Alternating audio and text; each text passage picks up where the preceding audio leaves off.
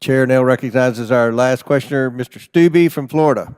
Thank you, Mr. Chairman, and thank you for allowing me to join the committee today in this important hearing. And as I assume that the director knows, my district has been devastated by 6 major hurricanes in just the last 2 years.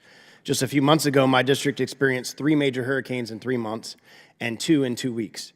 A little over 2 weeks after Hurricane Helene took out my district with a 5 to 7 foot storm surge, Hurricane Milton, a Category 3 hurricane, made landfall in my district with a 7 to 8 foot storm surge and over 100-mile-an-hour winds. Some of the same businesses that I visited and ripped drywall out of because of Hurricane Helene, 2 weeks later got flooded again. So as you can imagine, my district, both Republicans and Democrats, and Floridians in general, were outraged to learn that FEMA had been avoiding conservatives, Trump supporters, white males, etc. Ranking Member Raskin in the beginning of this hearing stated, and I quote, "No one should play partisan politics with disaster aid." But that's exactly what your agency has been doing. In the aftermath of such devastation, the American people expect and trust that FEMA will administer disaster relief in a fair manner. Unfortunately, we recently learned that a FEMA supervisor in Florida named Marnie Washington directed subordinates to skip homes displaying support for President Trump.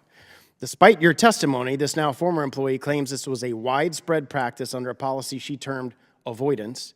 No matter who initiated this avoidance policy, it was a malicious act that resulted from a corrupt culture within FEMA. Administrator Criswell, I wrote you a letter on November 15th in which I asked for information related to this incident.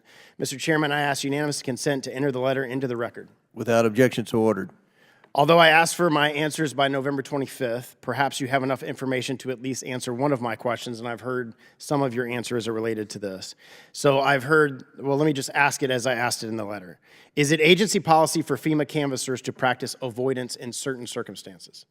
We provide safety training to our staff as they are going out into communities door to door, and part of that safety training includes how to avoid or de-escalate potentially harassing situations in reaction.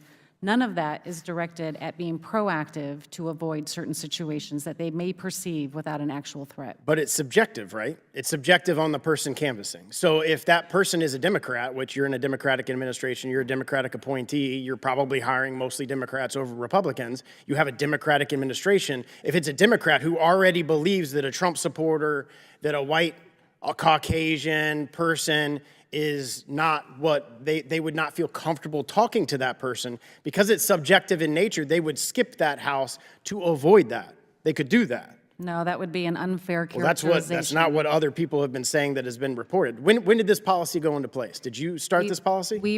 This policy has been in place since we've had these teams going into the field as they encounter people all the time, and it is designed to be reactive. When was this specific avoidance policy put in place? I would have to get back to you, sir. Okay. In media appearances, Ms. Washington alleges that she was instructed by a FEMA supervisor named Chad Hershey to practice avoidance. As part of your investigation, have you interviewed Mr. Hershey? I personally have not interviewed Mr. Hershey, but there are ongoing investigations. Well, I would ask the IG to interview him. There were 13 people on the text chain with Ms. Washington. Have they given sworn statements in the course of your department's investigation? I would have to check with the Office of Professional Responsibility as to who they have gotten statements from. Can you provide the names on that text message list, the 13 people that works for FEMA, to this committee to further this investigation and oversight over your... We will work with this committee to provide information as appropriate as part of this investigation. Earlier today in the Transportation Committee, you stated, and I quote, "There is not a widespread culture problem at FEMA." Unfortunately, the evidence contradicts your assertion. In a report published by the Daily Signal, a former FEMA employee, so this isn't Mrs. Washington, this is somebody else, a former FEMA employee who spent over 5 years at your agency stated, and I quote, "FEMA's rotten to a core. It's overstaffed, it's bureaucratic, and they don't really help anybody." Referring to the Trump flag incident, the former employee said, and I quote, "They were told to avoid Trump, avoid any house that has a Trump sign, in a verbal meeting. I've seen that happen," we were told. Quote, "Don't go into any house that looks suspicious." They would use words like hick, cowboys, rednecks. You can change that over to Trump supporters and MAGA. So I guess that explains why FEMA has never stopped in my house over the 6 hurricanes that we've had, because I check all 3 of your boxes: a Trump supporter, a white male, and a cowboy. Mr. Chairman, I ask unanimous consent to enter the Daily Signal article into the record. Without objection, so ordered. After the initial story broke, we sent an email to my district requesting any of my constituents who felt like they had been politically discriminated by FEMA. And just since last week, We've had over 35 people who live and reside in my district, who are citizens in my district, who have given us specific instances, factual instances, where they were either overlooked or specifically discriminated against because of their political affiliation. This is the exact type of weaponization of the federal government that put Trump back in the White House.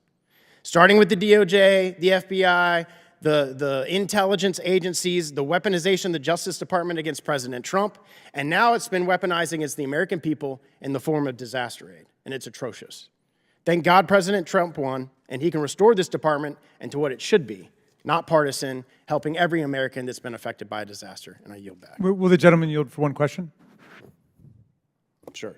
You were kind enough to quote me at the beginning of your remarks, Mr. Stubbe, saying that partisanship should not enter into the distribution of disaster aid. And I think we've found unanimous agreement on that point with respect to this discrete episode that took place in Florida. But several members on our side have cited the president-elect, when he was president before, withholding aid and altering the distribution of aid, or attempting to, California, to other Puerto Rico, other places, on precisely the basis of partisanship. And no one on your side spoke up about that, but since you endorsed the general principle, I wonder if you would agree that if such a thing were to take place by a president, perhaps you disagree with the reporting on it, but if it were to take place, that would be equally or even more wrong than one person doing it on a particular city block. I don't care who the administration is or what agency it is. If they're discriminating against political party beliefs and not getting federal government aid for that, that is wrong, which is why Ashley Moody, our Attorney General of the state of Florida, is suing FEMA exactly for that reason. Thank you much. Very good. All right. Madam Administrator, that